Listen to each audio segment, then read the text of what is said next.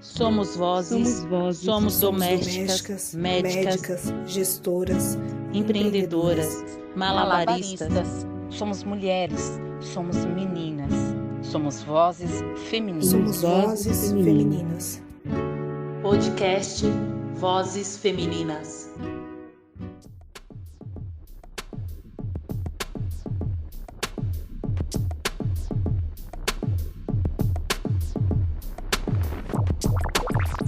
Olá, seja bem-vinda, bem-vindo e bem-vindes ao Vozes Femininas. Eu sou a Catiana e estamos em mais um episódio. Hoje com o tema Feminismo Periférico como possibilidade de uma sociedade mais inclusiva. O Vozes Femininas é uma produção coletiva e tem a participação da Júlia Lúcia, da Kelly Baptista e minha, Catiana Normandia. Dessa vez eu compartilho a apresentação com a minha parceira Júlia. Oi, Júlia, tudo bem? Bem-vinda! Olá, Catiana! Olá, ouvintes! Bem-vindos ao nosso podcast. Nossa convidada do Vozes Femininas de hoje é Fabiana Ivo, coordenadora pedagógica do negócio Impacto da Periferia, a Banca, gestora operacional da ANIP, articuladora de negócios de impacto da periferia, coach em negócios de impactos da periferia. Fabiana Ivo é colunista da ALPA Jornalismo de Impacto Social, pesquisadora da metodologia freiriana e da literatura marginal. É também militante das religiões de matriz africana. Como empreendedora social, defende a necessidade de ocupação imediata de mulheres no ecossistema de negócios de impacto. É óbvio, não é mesmo, Fabiana? Seja bem-vinda ao Vozes Femininas. Obrigada, gente. Obrigada pela oportunidade. Como a gente diz por aqui, salve, salve, Colofé, Mutubá, Axé, ABO, para todos e todas que estão nos ouvindo. Axé, axé, irmã. Bem-vinda, Fabi. Que bom ter você aqui conosco, né? Fazendo essa roda girar. E é isso, vamos aqui conversar, dialogar, se sentir, como eu te disse, né? Numa roda, vacinada, sem coronavírus, né? Algum sarau por aí, de preferência na Cooperifa, né, dona Fabiana Ivo? Mas é isso, é o que a gente tem agora, é o online, e agora a gente que fique. Mas logo mais estaremos juntas e vivas e com saúde. Fabi, para a gente começar assim, né, e para o nosso ouvinte também te conhecer um pouco mais, né, eu já te conheço um pouco também da nossa trajetória e me identifico muito com a sua narrativa, né? Sei que você é essa mulher assim militante também do rap, fã dos Racionais, entende muito sobre este assunto, né, desse seu lugar, dessa mulher periférica que fala, né, dessa arte toda. Gostaria que você dissesse um pouco de onde vem essa sua inspiração, quem é essa mulher Fabiana Ivo e qual é essa relação que você faz para a importância da juventude periférica com o rap. Nossa, é muita coisa, né? É muita coisa. Mas dizer que a Fabiana Ivo é fruto de tudo isso que você acabou de dizer, né? É fruto dos saraus, é fruto do rap, é fruto de uma literatura marginal, é fruto de uma periferia que pulsa, né? E que se coloca como protagonista de uma cena. É essa mulher que está aqui hoje para falar um pouco desse lugar, né? Nós não somos especialistas, mas a gente vem buscando compreender dia a dia, né? O que é esse fazer e o que esse fazer tem a ver com as nossas identidades, com a nossa forma plural de pensar enquanto periferia, né? Não dá para colocar a periferia num lugar só. É muita pluralidade. E nós, mulheres, somos mais plurais ainda, né? Então, acho que tem um lugar que é muito desse processo histórico vivenciado, do meu falar aqui a partir da década de 90, né? Fui jovem na década de 90, jovem, bem jovenzinha na década de 90. E a partir daí, essa minha identidade, narrada a partir do rap, ela vai sendo construída e constituída a partir de uma escola pública, a partir de um professor negro, que eram 2 professores negros numa escola inteira, e que discutia essa questão da identidade racial, da identidade periférica, a partir de musicalidades. E dentre outras musicalidades, ele trouxe para a sala de aula Taíde, Racionais MCs e GOG. E é a partir daí que a gente começa a construir, talvez, a persona que eu sou hoje.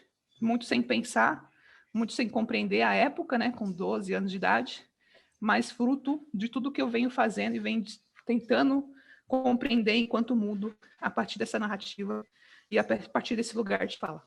Sim, a gente sabe que o rap salva vidas, né? É isso. Né, Júlia? Certamente, por meio da conscientização, assim como outras manifestações artísticas, o rap contribui e muito para esse processo de empoderamento. Então, Fabiana, pesquisando um pouco sobre esse universo que te atravessa e que você atravessa, eu li uma matéria de composição coletiva no blog Mulherias, uma matéria de 2019 com o seguinte título: Antes sem nome definido, o feminismo periférico é a força da quebrada. É uma matéria que traz várias reflexões das lutas das mulheres que estão nas periferias, né? E é um processo que não vem de agora, é um processo de longa data. E o que eu gostaria é que você falasse em qual momento da sua caminhada você se enamora pelo feminismo periférico e como você enxerga esse universo feminino dentro das periferias e as suas intersecções. Que tempo, né, gente? Que tempo que eu me enamorei por essa pauta. Eu acho que não tem um tempo muito definido, né? Eu venho de uma família composta basicamente por mulheres e mulheres que estão à frente do seu tempo e das suas possibilidades, né? Buscando o seu lugar no mundo, né? Construindo narrativas próprias, sem participar de nenhum movimento, sem participar de nenhuma gaveta identitária, mas de buscar ser quem são, né? Então, eu sou fruto de uma dona Graciete que foi vendida por posse de terras aos 14 anos de idade. E que aos 19 anos de idade ela tinha 4 filhos. Essa mulher ela teve que ser aguerrida de diversas possibilidades, de diversas reflexões que só ela construiu na juventude dela. Não foi nenhum movimento que entregou, né? Mas foi ela, né? Então, é essa mulher que me cria, né?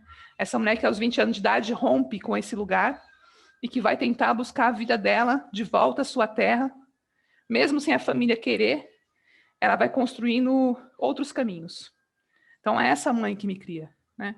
Então, acho que o meu primeiro contato com essa base, que a gente pode chamar aí de feminismo da existência, vem a partir dessa senhora, pernambucana, nordestina, arretada, e que foi arrancada da sua família por questão de terra, mas que depois ela volta para a sua família, né? Por uma possibilidade que só ela construiu, e só do jeito dela.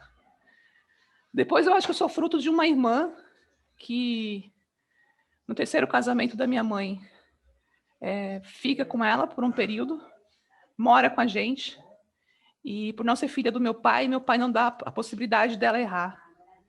E ela é retirada do seio familiar aos 14 anos de idade para ser empregada doméstica.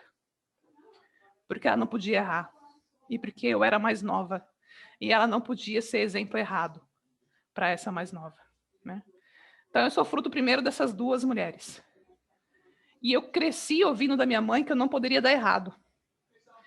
Que eu teria que ser uma mulher que, diferente da minha mãe e diferente da minha irmã, que foram mães muito novas, eu não poderia seguir pelo mesmo caminho, que eu tinha que construir outras possibilidades. Eu tinha que estudar, eu tinha que construir carreira, eu tinha que construir o meu lugar de fala a partir de posses. Era muito isso que eu ouvia da minha mãe. E minha mãe tinha o Fundamental 1. Né? Não foi uma base acadêmica que trouxe isso para ela, foi essa vivência que ela teve antes. E por outro lado, a minha irmã dizia também, você não vai errar. Né? O que depender de mim, você não vai errar. Então, eu sou o primeiro fruto dessas duas mulheres, para depois, passando por uma trajetória de lugares e possibilidades de não ser mulher, né? O rap é esse lugar do não ser mulher na década de 90. A gente tinha que ser masculinizadas para poder estar nessa cena, porque senão a gente não era respeitada. E ainda é assim em alguns espaços do rap, né? A gente não pode dizer que esse rap ele é desconstruído. Então, tinha alguns lugares de pertencimento feminino e outros que não me davam esse lugar, só que me dava identidade. E nessa construção de identidade, eu cheguei num espaço chamado Maria Mariá, em 2005, aqui no Jardim Ângela. fruto de um trabalho da SEBS, da Comunidade Eclesial de Base, da Igreja Católica, fruto da Teologia da Libertação, fundado por uma advogada chamada Marli Bonfim. E a Marli Bonfim, ela trouxe para mim essa possibilidade de conhecer, não academicamente, mas a teoria feminista. E aí eu passei em 2005 um pouco desse lugar, a construção dessas narrativas, dessas possibilidades. Conheci um pouco mais sobre Simone de Beauvoir, conheci um pouco mais sobre essas teóricas brancas eurocêntricas e conheci a Marcha Mundial de Mulheres. E aí me trouxe um lugar de pertencimento do qual eu não tinha sentido ainda. Só que faltava algo, faltava um vínculo, faltava um pé no chão, faltava terra. E foi a partir daí que a gente começou a considerar que só ir na Marcha Mundial de Mulheres uma vez por ano na Paulista não dava conta do que, de fato, a gente precisava aqui enquanto quebrada.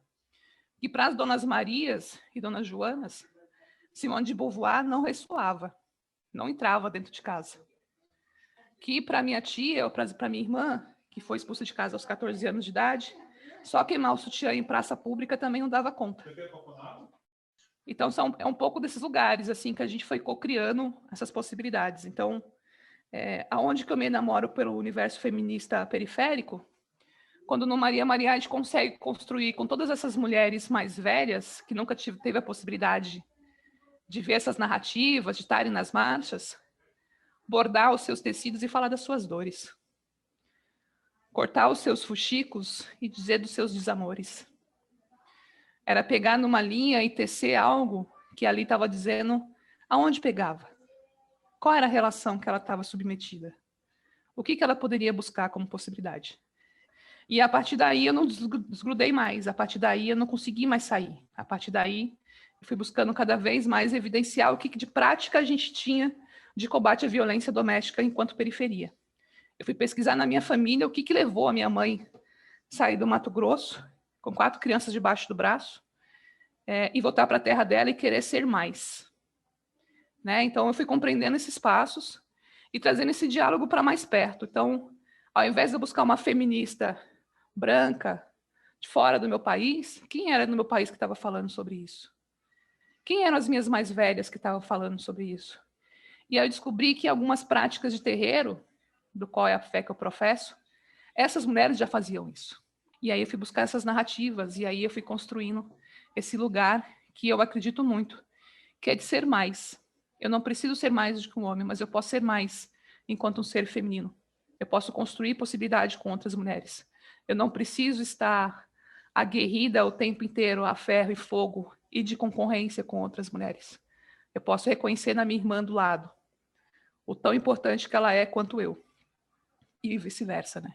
Então, acho que são alguns lugares que, para mim, foi um processo de construção. Não está dado, ele não é fechado, ele não tem uma exclusividade. Eu lembro de uma fala da Jennifer Nascimento, uma poetisa bem importante aqui da nossa região, que ela falou que a primeira vez que ela ouviu falar sobre feminismo periférico foi a partir de uma mesa da qual eu estava presente. Isso, para mim, tem um preço. Isso, para mim, tem um valor muito significativo.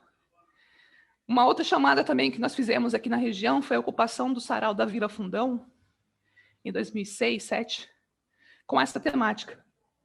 E eu estava numa mesa com Dona Raquel Trindade, com Dona Neide Abade e com Diane Padial. Acho que para mim são essas as mais velhas. Essa é a referência feminista de quebrada. É essas que ficam, o seu legado, né? E que do qual eu não esqueço. Quando eu trago numa fala na Diretoria Regional de Ensino, que Carmen Faustino, Raquel, que hoje é da Pérola Negra, Marina Faustino, Alessandra Tavares, Jennifer Nascimento, que eu já citei aqui, e tantas outras mulheres, as mulheres feministas que a gente deve ouvir, discutir e partir desse lugar de fala, e não dos livros formais e que não têm conexão com o nosso dia a dia. E eu falo isso de coração muito aberto, assim. Não me relaciono com todas elas mais, por conta dos trabalhos, mas eu tenho todas elas no meu caminho. E a referência de cada uma nesse processo. Isso para mim fica. Sim, Fabi. Eu fiquei aqui te escutando, né, e pensando, desde o primeiro dia que eu te vi, né? Então, assim, eu também comecei a ter um outro olhar feminista periférico, né? Então, quando eu te conheci, né? Não sei nem se você lembra quando foi que a gente se viu, que a gente se viu pela primeira vez, que foi no Sesc Santa Amaro, numa roda. E aí teve um despertar, né, desse lugar, né? Então, não apenas eu falar enquanto mulher negra, mas falar enquanto mulher negra e periférica, que aí é uma diferença também, né? E baiana, né? E nordestina. Então, né? Aí são várias intersecções, né? Que a gente está trazendo. E aí eu fico aqui pensando nessa importância, os saberes, se o seu feminismo, né? E aí a gente traz aqui para o nosso ouvinte também refletir, se o meu feminismo, ele não abarga, ele não acolhe as Donas Marias, tantas Donas Marias que a gente tem aqui nos territórios, ele não serve para nada. Se eu vou falar difícil, ele não me serve para nada. Eu sempre digo, o que eu faço de verdade e afirmativo que vai mudar a vida da pessoa? Porque só eu dizer, todo mundo diz, né? Mas o que eu faço? Qual que é a minha ação que possibilita que essa mulher não seja mais silenciada? Como a sua mãe que consegue ter força para ir embora com 4 filhos, né? Isso é importante a gente escutar. E aí esses saberes das mais velhas é que faz a gente ser melhor, né? Uma caminhada melhor para Maria Flor, que está chegando, e tudo mais. Então, acho que é muito disso. Então, eu também queria já dizer aqui que eu te admiro, e eu não lembro, eu sempre lembro, né, o dia que eu te conheci, porque foi a partir daí que eu comecei também a ter esse olhar mais cuidadoso, voltado para a periferia, né? Assim, com esse cuidado, né? Não apenas de eu falar enquanto mulher negra e baiana, mas enquanto mulher negra, periférica e baiana, né? Então, já muda tudo, e aí a gente vai... eu acho que é uma irmandade, né? A gente vai aprendendo uma com a outra, né? A gente vai se construindo, a gente vai somando, isso é muito bom, né? Que todo mundo entenda, que o nosso ouvinte entenda que não somos concorrentes, a gente é amiga, a gente é irmã, somos colegas, somos parceiras, porque eu fico feliz com a vitória da Fabi, com a vitória da Júlia, com a vitória da Kelly, e assim sucessivamente. Somente assim a gente cresce, somente assim a gente combate todas as violências e as opressões que a gente passa, né? E passou ao longo do ano, né, Júlia? É uma fala tão freiriana, essa da Fabiana Ivo, que faz uma conexão com isso que a Kate falou, da importância do saber reverberar no nosso cotidiano, de ser potência para nós analisarmos, nos repensarmos e nos energizarmos para as próximas ações ou para a superação dos dilemas que nos cercam, dos desafios que enfrentamos no nosso cotidiano. E Paulo Freire, que esse ano nós comemoramos o centenário dele, ele faz justamente sobre essa conexão entre prática e teoria. Ele até mesmo diz que uma teoria sem prática não tem valia, que está totalmente associado a isso que Katiana acabou de condensar sobre os pontos que você maravilhosamente abriu para nós, Fabiana. Obrigada. E Dona Fabiana, Júlia, só para você saber, ela é ali, ó, freiriana firme, amiga, firme, que inclusive, né, ela entrou na universidade mais tarde, como exemplos de muitas outras mulheres periféricas, né, que entram na universidade mais tarde, nem todo mundo teve o privilégio de entrar cedo, né, assim, eu digo que eu fui uma exceção, mas, né, eu não posso falar da minha exceção, a gente tem que falar da verdade, então entra mais tarde, a Fabi entrou com 33 anos, mas ela já tinha toda uma vivência, né, de metodologia freiriana, né, de estudar Paulo Freire, o nosso grande mestre, né, toda admiração aí, né, que a gente tenha mais outros Paulos Freires nessa vida, nessa caminhada. E aí eu queria, Fabi, que você contasse aqui, compartilhasse um pouco conosco e com o nosso ouvinte, como é que foi nessa sua experiência acadêmica, que já vinha de uma longa jornada de educação popular, né? Dessa literatura também marginal que você aí é inserida neste lugar. Conta aí para nós como é que foi essa sua vivência acadêmica, agora acadêmica, mas com sua bagagem aí toda bacana e importante. Eu gosto sempre de citar, né, Júlia, Paulo Freire, principalmente nesse ano do centenário, né? É muito importante trazer Freire para o nosso dia a dia. E eu faço isso já há alguns anos, não vou falar todos, mas já há alguns anos. E ele falava sempre de um lugar que era que possamos viver em marcha. Marcha pelas mulheres, marchas pela juventude, marcha pelos movimentos sem terra. E se ele tivesse vivo hoje, nós teríamos outras tantas formas de olhar essa marcha, né? Então, Freire vive no meu dia a dia. Paulo Freire está nas minhas atividades desde o meu acordar, né? A forma que eu escolhi olhar o mundo, a forma que eu escolhi vivenciar as práticas familiares e domésticas. Estar nesse lugar de uma escuta, de um diálogo, de um compromisso com essa praxis, né? E que só é possível quando a gente se coloca no lugar do outro. Tem uma galera que gosta muito de falar de empatia. Eu não gosto de usar essa palavra. Eu gosto de falar de respeito com a outra pessoa, né? É desse lugar. Academicamente, Kátia, como você bem lembrou, foi tardio, sim, porque, conforme a minha fala anterior, eu tinha outros meios de buscar o que minha mãe compreendeu como possibilidade de ser mais. Então, era financeiro. Então, eu comecei a trabalhar muito cedo. E eu me envolvi em carreiras de gerências de call centers e afins, trabalhei em cargos bem específicos e bem importantes aqui no Centro Empresarial da Zona Sul de São Paulo, e isso tomou um certo tempo. Em 2005, quando de fato eu vou conhecendo um pouco mais os movimentos populares, eu sou convidado, para além da Marli Bonfim me chamar para o Centro Maria Mariá, sou convidada a fazer parte de uma rede de educadores populares, que era a RECID, que era uma rede de cidadania nacional, e que tinha como marco a discussão sobre Paulo Freire. Então, eu vou conhecer um pouco mais Freire a partir desse grupo de educadores populares.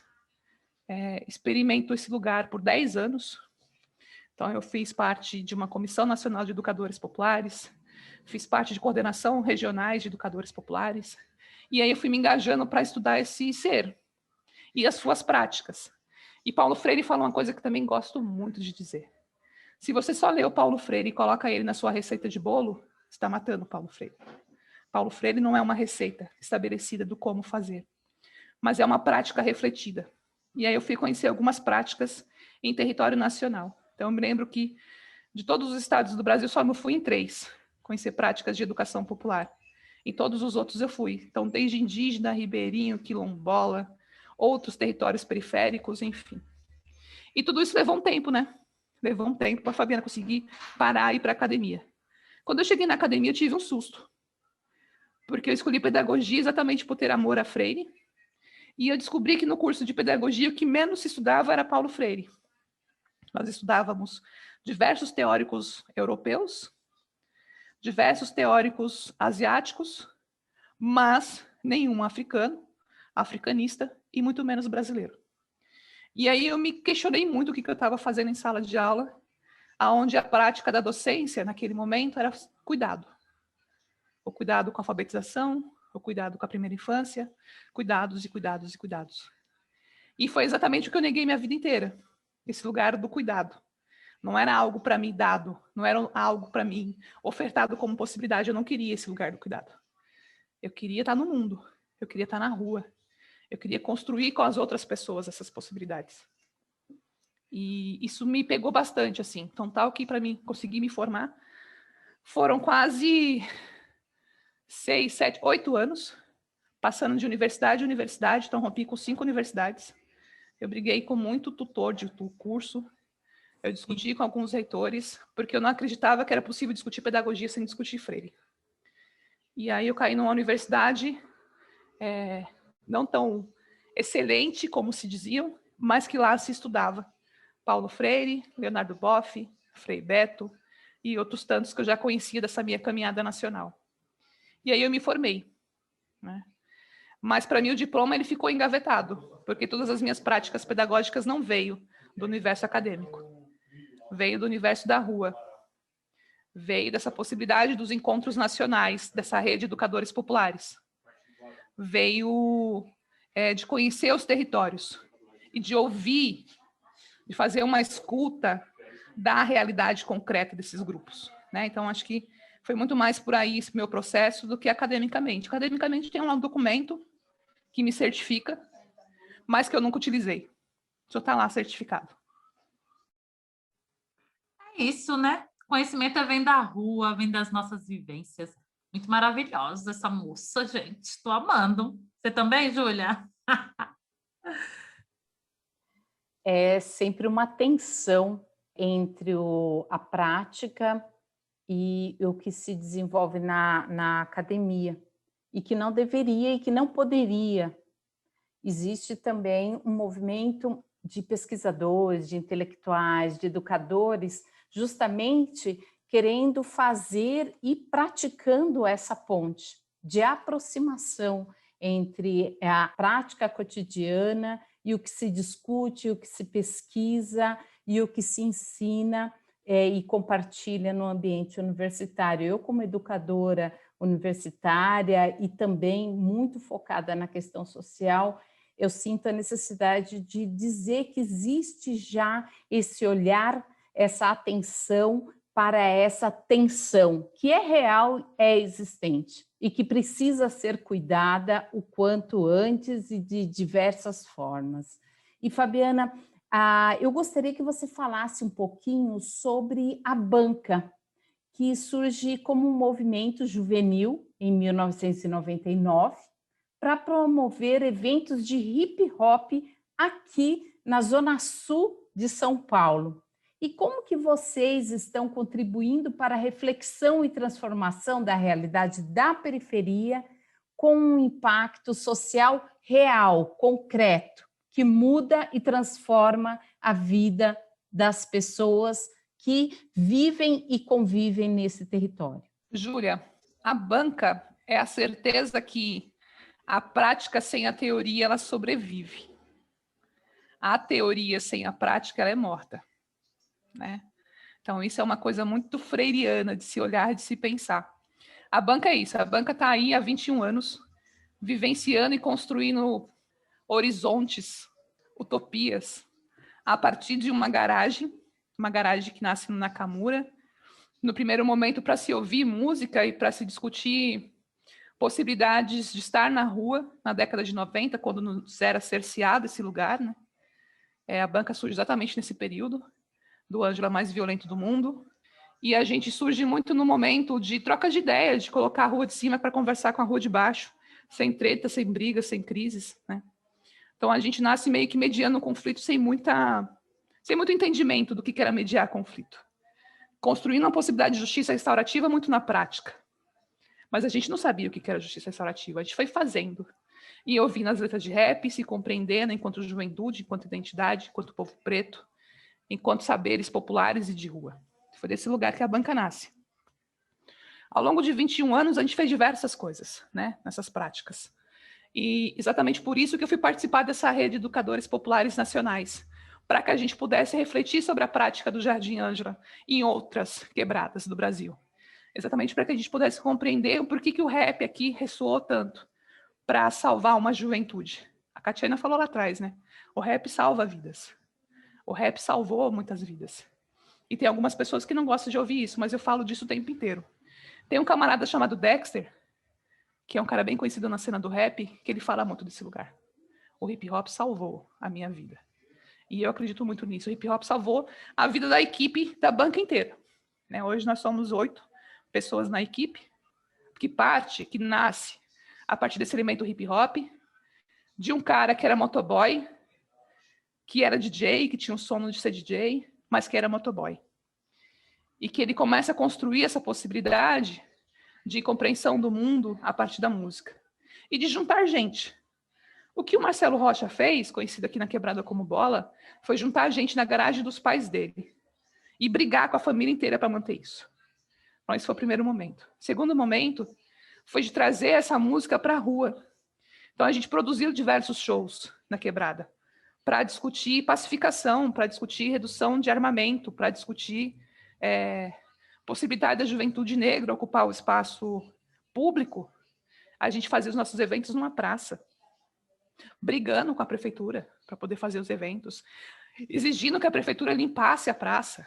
Né? Então, a gente foi construindo com as pessoas do entorno quais eram os direitos civis, inclusive. Quais que eram os direitos de possibilidade daquele território. Para a banca, né, o que a gente fez muito nas praças, né, foi muito ressignificar esse lugar de pertencimento. Foi muito trazer esse lugar de cidadania. A gente não fazia o evento pelo evento. A gente fazia o evento para discutir a possibilidade do uso do espaço público. A gente fazia o evento para mostrar para aquela comunidade que era possível fazer exigências na subprefeitura e ser atendido com a limpeza do bairro, com a limpeza da praça. Então, a gente foi construindo esses lugares de reflexão. Nesse lugar de reflexão, a gente trouxe todos os rappers de cenário nacional para essa discussão. Então, o GOG, que discutia que periferia em qualquer lugar. O Dex, que estava discutindo a questão do aprisionamento, né, da população carcerária do Brasil. O Gaspar, do África Brasil, que estava discutindo com a gente africanidades. E assim sucessivamente com tantos outros. Até chegar em 2015, quando a gente estabelece uma conexão e a gente define que trazer o Racionais MCs era o topo de um lugar de ocupação territorial. E aí a gente consegue trazer o Racionais MCs aqui para Guxiquem, uma avenida, para quem é de São Paulo, bem movimentada, estava acabado de ser inaugurada. E a gente tem todas as impossibilidades de realizar esse show, porque a gente foi perseguido. Porque era um grupo de jovens querendo discutir território e pertencimento de rua. Porque era o Racionais MCs que ia tocar e que não tinha segurança.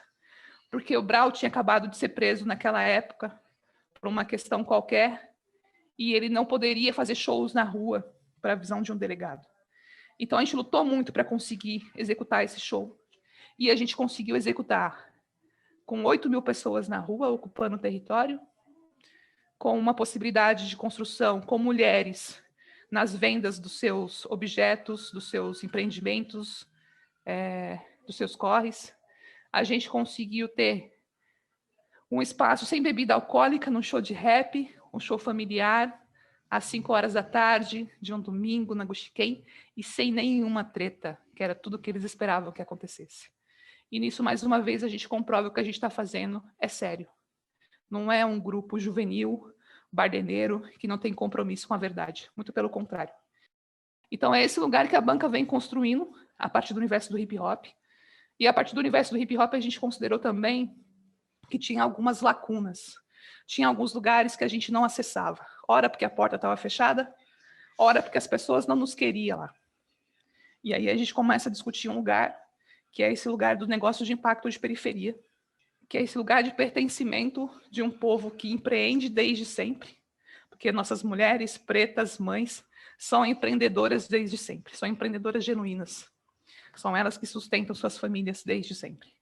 Então a gente foi discutir e trazer essa possibilidade de publicização do que a gente vinha compondo enquanto periferia. E aí a gente viu que tinha espaços, mas também tinha muita impossibilidade de ser. Então a gente fez alguns enfrentamentos para hoje em dia a gente ter um espaço chamado Articuladora de Negócios de Impacto de Periferia. A gente causou muito em alguns espaços. A gente teve que atravessar muitas pontes dessa cidade e discutir com gente que não estava preparada para nos ouvir, porque sempre encarou a gente como beneficiário e usuário, não como protagonista, não como gente que faz e pensa a solução na ponta. E isso não está dado até hoje, né? A gente vem num processo, e esse processo cada vez mais de amplitude, porque cada vez que a gente acessa mais empreendedores que a gente não conhece, quando a gente publiciza isso, quando a gente traz para os espaços da ANIP, quando a gente coloca isso na internet, que a gente verbaliza sobre essas mulheres, esses homens que criam soluções, a gente começa a criar uma amplitude e um conhecimento. O que a gente tem falado muito na ANIP precisamos trazer conhecimento dessa área, fazer uma sistematização disso. E, por vezes, esfregar, né, na cara de algumas pessoas que a nossa existência está aqui, ela está dada, né? Esse ano de 2020 e 2021, para a gente tem muitos desafios, que é a pandemia. Mas a pandemia só evidenciou a desigualdade que a gente já tinha. Não é algo novo. Empreender também para a gente nunca foi moda. Nunca foi algumas escolas do Sistema S que nos trouxe. Né? Fomos nós que fomos atrás e sem saber, ou sem essa sabedoria científica teorizada, a gente foi construindo possibilidades. E o que a gente tem feito muito, enquanto a banca, enquanto a NIP, é juntar a gente que faz. E a partir daí, gerar dados, gerar constatações, sistematizar isso e comprovar que isso já existe há muitos anos. Né? Então, é muito desse lugar que a banca vem construindo e determinando a sua jornada. E eu sou muito fã, né, da banca. E que eu acho vocês bem babadeiros. Inclusive, é o nosso ouvinte que está nos escutando neste momento, que tem um negócio, um empreendimento, né, Fabi? Vocês, essa aceleração é muito importante, ela é muito necessária, ela faz diferença de verdade na vida da pessoa e do seu negócio, né? Porque a gente não pode desassociar. Então, eu falo isso por propriedade, porque eu também sou empreendedora, tenho o meu negócio e participei dessa aceleração no ano de 2020. E já estava na pandemia e foi online, né? E quanto que isso mudou e transformou a minha consultoria, que é uma consultoria de RH dentro dos territórios periféricos. Então, para quem está nos escutando, acessa aí a página da banca, a gente vai deixar na legenda, tá? Para o nosso ouvinte, para quem quiser acessar, participar, entender, e se quiser saber mais, também vai ter aonde, né? Mandar um e-mail, né? Mandar um direct, enfim, vale muito, muito a pena. E eu sou fã, né? Admiro demais. Vida longa aí para a banca. Vida longa para a banca.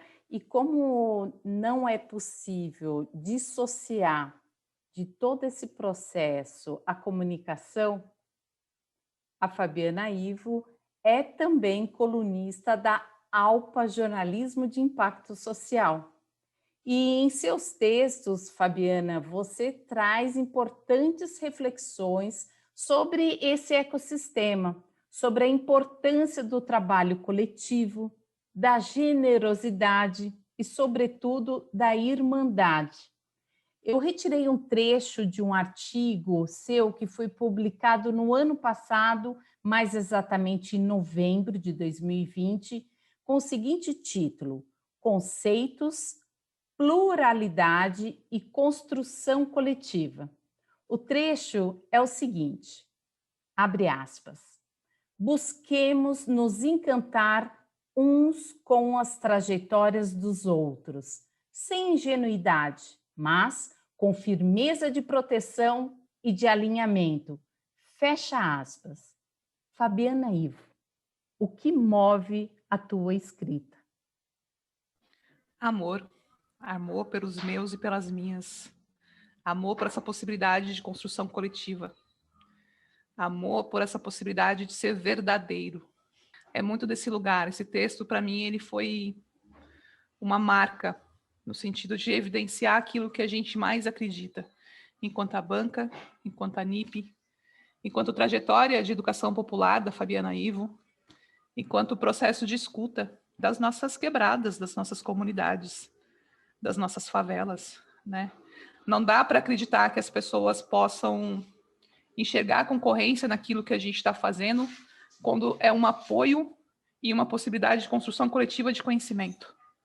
Né? Eu sempre venho falando disso. Ninguém tem a sabedoria de tudo e tudo a gente pode compartilhar. Então, por que não compartilhar com as nossas e com os nossos? Né? E aí esse texto vem muito embrenhado disso, né? Desse lugar de querer dizer que a gente precisava se olhar mais, se enxergar mais, né? Evidenciar as nossas potências e não se mutilar e não ir para lugares de atrito, porque feijão pouco, meu prato primeiro, né? Eu acho que é muito pelo contrário, vamos discutir para essa panela ficar maior, vamos discutir para o nosso feijão render mais, sem tirar do outro, sem tirar da outra. Então, para mim, foi um lugar muito canalizado de possibilidade de construção real da educação popular freiriana, da possibilidade real que o rap nos ensina, que é estar juntos e juntas e construir as nossas narrativas e as nossas potências. Veio muito embrenhado desse calor, né? E desse afeto que eu chamo de amor pelas nossas e pelos nossos. Exatamente isso. E tudo isso que você está falando, né, Fabi? Toda essa sua trajetória, como é bom de escutar. Você é essa mulher que escuta a outra. E aí, eu lembro que uma vez fizemos uma reflexão sobre maternidade. Depois dos 35 anos, né, amiga? Fizemos essa reflexão porque você é essa pessoa de ficar refletindo, de escutar e de dialogar com a próxima, né? E foi bem bacana. nessa conversa, né, nessa nossa conversa, percebemos, né, o quanto isso é comum entre muitas de nós, né, mas que ainda é pouco falado, né, que é pouco compartilhado, essas nossas angústias, os nossos sonhos, o prazer dessa jornada, né, dessa nova fase da vida, porque é uma outra fase. Então, você já trouxe toda essa trajetória, essa labuta aí da mulher. E aí chega os 35 anos, e agora? Quero ser mãe, né? Ou já tinha isso, esse sonho guardado e ficou lá. E como é que se faz? Né? Então, a gente começou a refletir sobre isso, né? O quão pouco é falado. Na ocasião ainda, eu me lembro que falamos da ausência, né?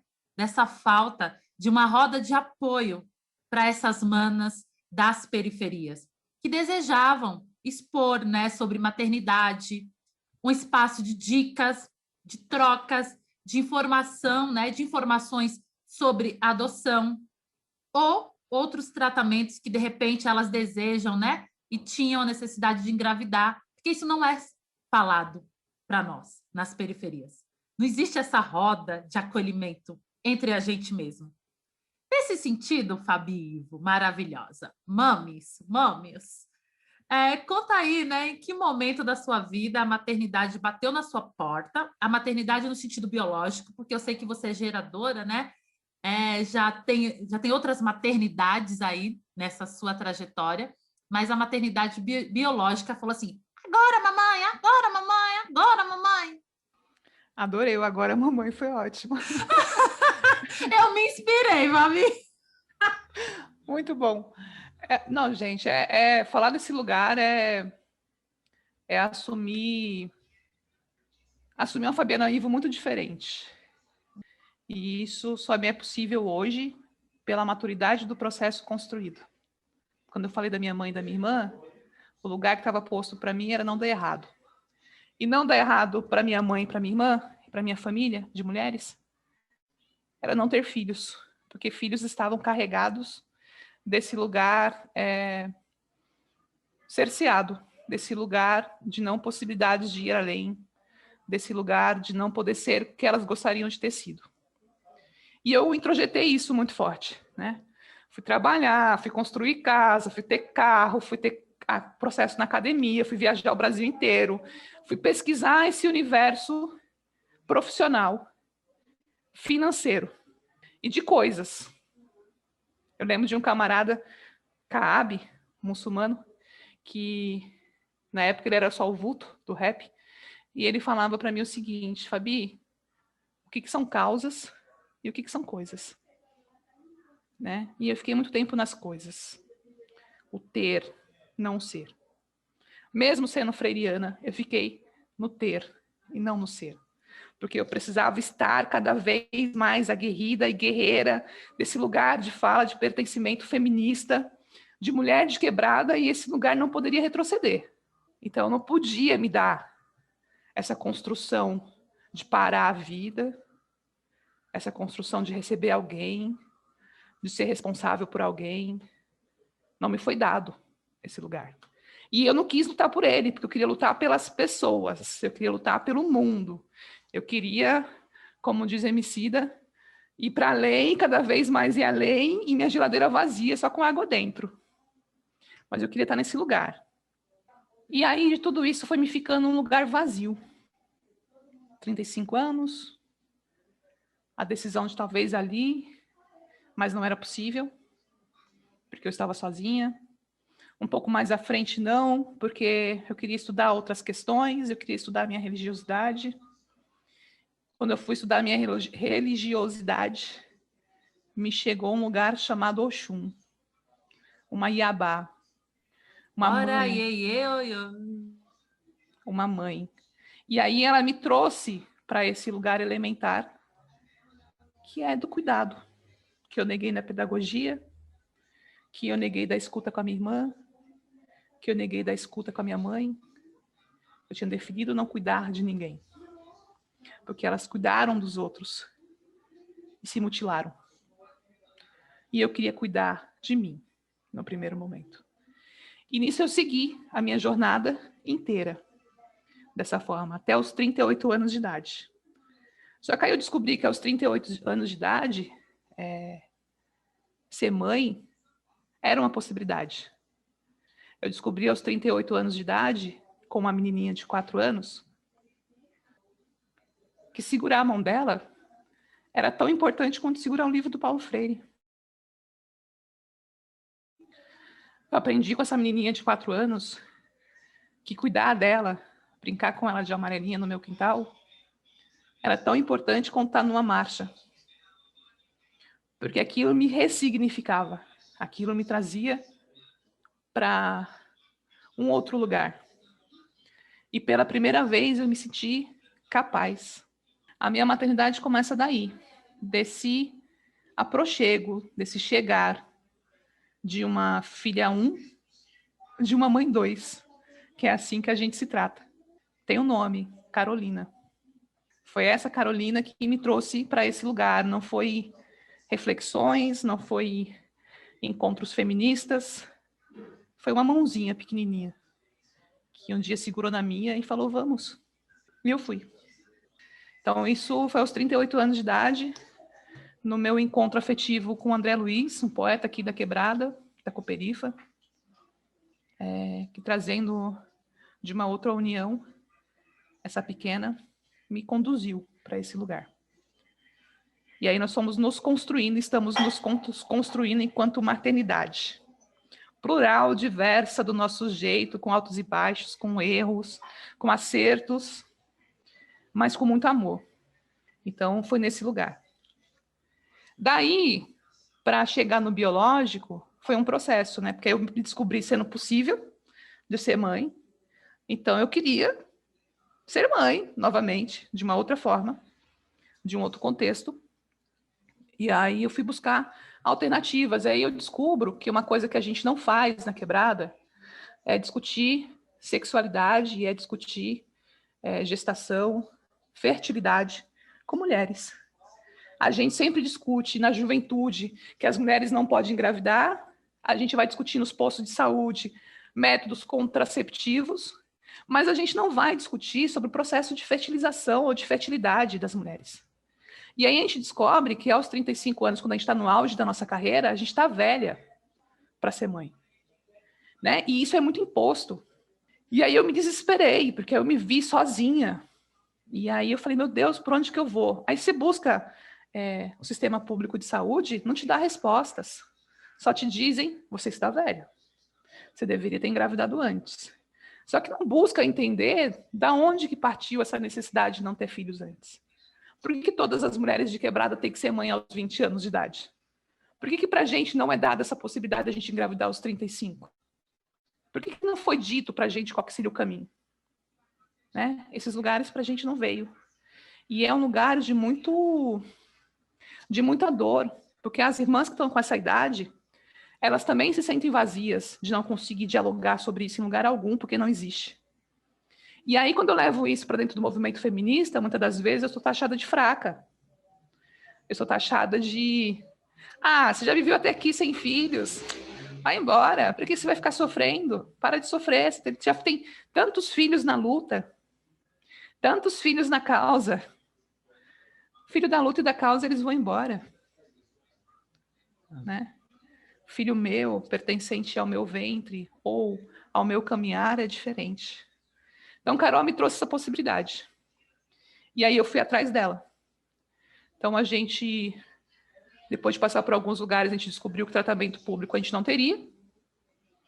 A gente descobriu que teria que ter possíveis encaminhamentos por dentro de grupos de Facebook não públicos, no sentido sem atendimento especializado, né? Mas de ser mulheres que tragam suas narrativas, que vão falar de si. E foi num desses grupos que eu comecei a me automedicar, a buscar as vitaminas, a buscar as fórmulas, os alimentos naturais, as possibilidades. E eu falava, gente, como é que a gente não constrói isso enquanto Quebrada? Por que a gente não está falando nisso no movimento feminista de periferia? Quantas irmãs têm a mesma idade que eu e que estão nesse mesmo lugar? E aí, ora por medo de ser compreendida como fraca, ora por medo de ser compreendida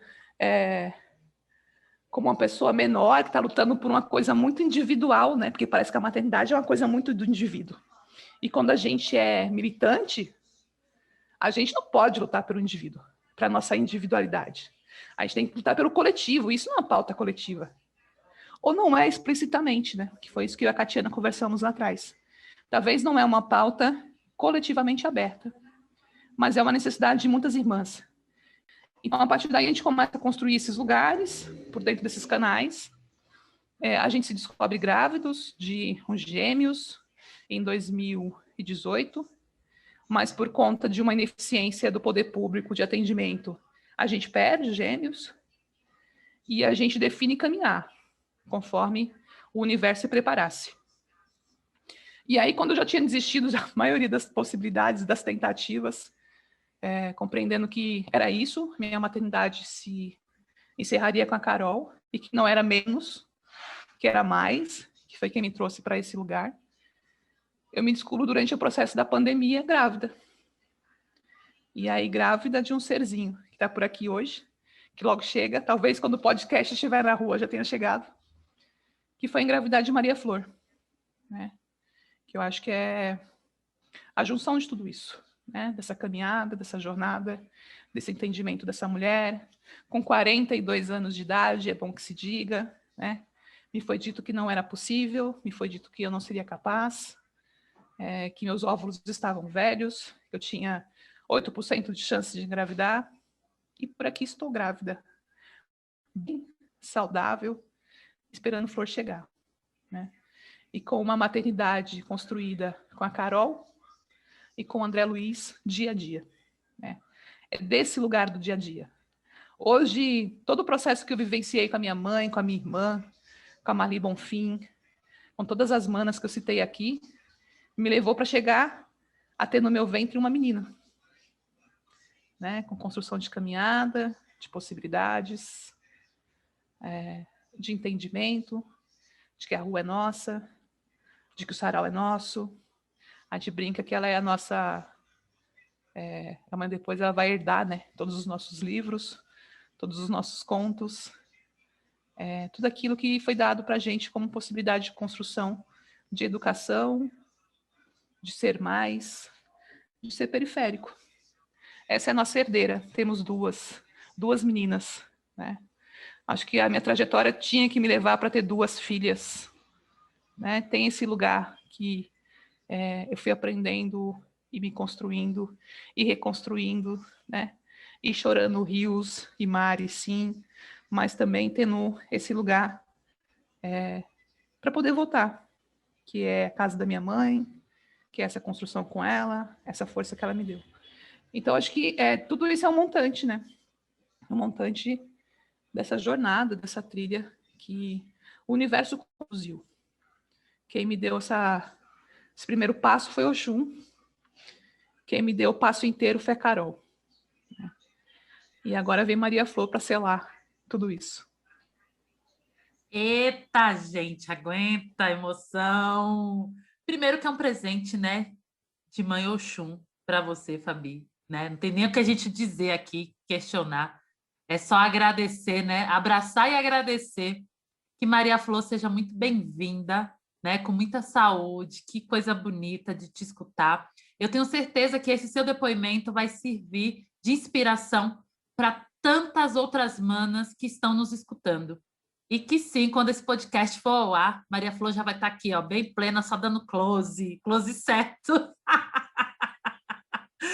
Então, é isso, sabe? Que a sua história sirva de inspiração para todas as outras mulheres que desejam ser mães, né, biológicas, porque a gente sabe, né, que você pode ser mãe adotar, ser mãe do coração, né, mãe militante da luta e tudo mais.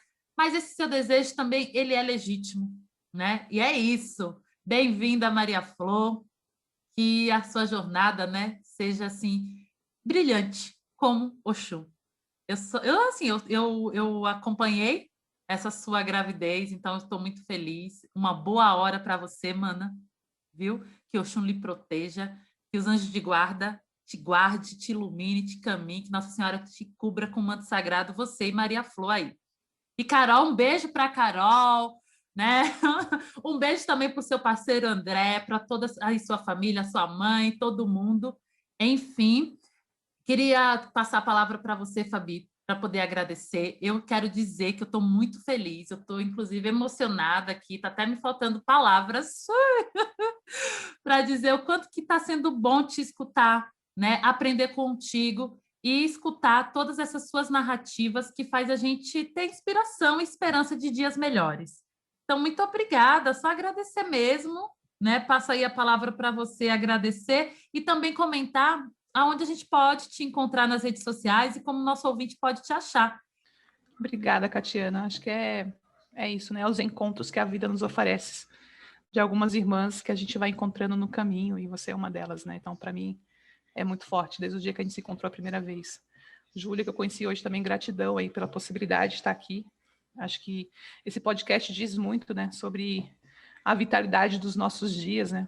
E o quanto que essa escuta, ela nos traz um lugar não só de conforto, mas de aproximação, né? Nesse momento que a gente não pode abraçar, que a gente não pode estar junto, a gente escuta, né, essas vozes femininas que reverberam tanto no nosso dia a dia, né, e nas nossas quebradas. Eu não podia encerrar esse podcast sem agradecer algumas pessoas, assim, que para mim são muito importantes. Acho que minha mãe e minha irmã, Graciete e Nádia. Agradecer muito as minhas mais velhas do terreiro, minha Dofonitinha, minha Dofona, minhas mães, né, minhas mães pretas, que me acolhe, que cuida de mim todos os dias. Minha Iaque Querer, uma mais velha que tem um olhar emblemático que ela diz para a gente só no olho, né? E todas as mulheres que estiveram e que estão presentes no meu dia a dia, nesse lugar religioso. Acho que agradecer as meninas que trabalham comigo, porque estar na banca não é fácil, a gente rompe com diversos paradigmas e preconceitos, né? Então, agradecer a cada uma que está lá e que a gente luta dia a dia para ter escuta, para ter voz, para ter narrativa. Mas eu queria agradecer uma de modo muito especial, assim, que eu acho que poucos lugares reverberaram tanto nos nossos corpos, né, Catiana? Quanto um lugar chamado Gira do Poder, né? Queria muito agradecer a esse lugar de modo especial chamado Gira do Poder, que é uma cocriação das Capulanas, junto com a Flávia Rosa, e que a Flávia, a cada encontro, nos aproximou uma das outras. Que a Flávia, a cada encontro, nos trouxe possibilidades de cura juntas. Não era um espaço individual, mas era um espaço de cura e de escuta de si, né? E foi durante esse processo da gira que eu engravidei de Maria Flor. Então, eu costumo dizer que Flávia é uma das madrinhas de Maria Flor. É a madrinha do mineral. É a que trouxe a realidade concreta, né? Então, eu não poderia encerrar esse podcast sem falar dessa grande mulher, Flávia Rosa. Só gratidão. Que Oxum seja por você a sua vida inteira, porque aqui você fez muita diferença. Axé, irmã, axé. Eu queria também aproveitar e já dizer que Flávia Rosa, nessa gira do poder que a Fabi está trazendo, que foi no ano de 2020, no meio da pandemia, o quanto que foi bonito, né? Tá virtualmente, mas de coração e de alma, ao lado de outras mulheres pretas. E toda essa acolhida, todo esse cuidado, essa irmandade. Um beijo, Flávia, maravilhosa. Logo, logo vai estar aqui também no podcast, porque essa mulher, ela cura, né, Fabi? Ela cura com palavras, com acolhimento, com tudo, sabedoria. Meu Deus do céu, é isso, Flávia. Todos os orixás aí te abençoem e te acompanhem. Vida longa, irmã. Um cheiro grande, saudades, saudades. Irmã Fabi, um beijo, meu amor. Muito obrigada, né, Júlia? Você gostou também? Sim, eu estou aqui mergulhada nessa escrevivência, porque é disso que Fabi nos apresentou aqui, as suas escrevivências, né, Fabiana Ivo? Muito, muito obrigada e espero que em breve nós tenhamos a Maria Flor conosco e que ela encontre esse universo um pouco melhor, graças a caminhadas, a jornadas como a sua. Muito obrigada, Fabi, mais uma vez. Obrigada por tudo, obrigada pela parceria e por compartilhar sua narrativa conosco. Ah, Fabi, rapidinho. Aonde o nosso ouvinte te encontra? Qual é a sua rede social, bonitona? Ivo.Fabiana no Instagram e pelas redes da ANIP ou da banca, né? E lembrando que nesse momento nós estamos com o Lab aberto, então tem vagas abertas aí para esse processo que a Catiana compartilhou, que vivenciou com a gente. Então a gente está pelas redes da ANIP, Articuladora de Negócios de Impacto da Periferia, ou www.articuladoranip.com. Por aí nos encontramos. E pelo Sarau, né, meu povo, quando tudo isso voltar. Exatamente. Muito obrigada, Fabi. Um beijo grande e um cheiro, morrendo de saudades. Ouvinte, fiquem tranquilos e tranquilas, que vamos deixar na legenda todas as redes sociais, os contatinhos de Fabiana Ivo. Aê! Esperamos que você, nosso ouvinte, também tenha gostado dessa voz feminina maravilhosa e potente, que foi a nossa convidada de hoje, Fabiana Ivo. E te convidamos a assinar o nosso podcast, né? A compartilhar aí com as amigas, com os amigos e com os amigos. Lembrando, pessoal, que neste ano de 2021, a partir de abril, que é onde está esse episódio, os nossos episódios serão quinzenais, né? Então, a cada 15 dias, você vai escutar uma voz potente, assim como de Fabiana Ivo hoje. Júlia Lúcia, muito obrigada pela parceria. Até o próximo episódio.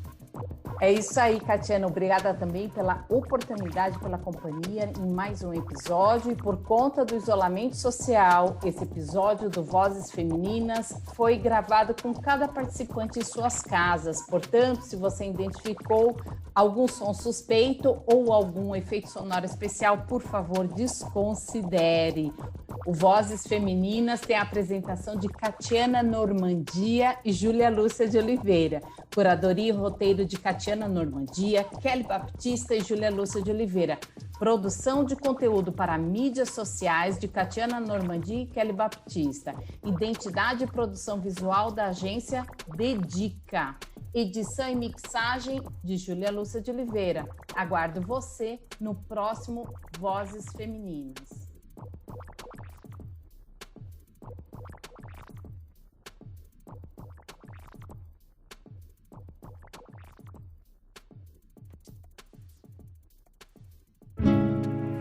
Somos vozes, somos domésticas, médicas, gestoras, empreendedoras, malabaristas. Somos mulheres, somos meninas, somos vozes femininas. Somos vozes femininas.